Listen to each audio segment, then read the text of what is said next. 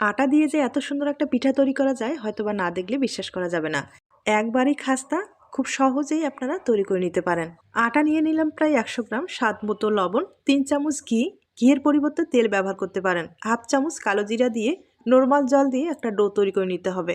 আর ডোটা কিন্তু ভালোভাবে মথে নিতে হবে, একবারে সফট একটা ডো তৈরি করে নিতে হবে। তবে ডোটা কিন্তু সেট হওয়ার জন্য 5 থেকে 10 মিনিটের মতো রেস্টে রাখতে হবে।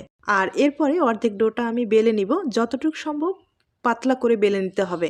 বেলে নেওয়ার পরে এখন কিন্তু কেটে নিতে হবে। আমি আগে থেকেই একটা পেপার সাইজ করে কেটে নিলাম, সেটার মাপ করে কিন্তু কেটে নিতে হবে। তবে আপনারা চাইলে আর একটু বড় করে কেটে নিতে পারেন, তবে বড় করে কাটলে ডিজাইনটা ভালো আসবে না।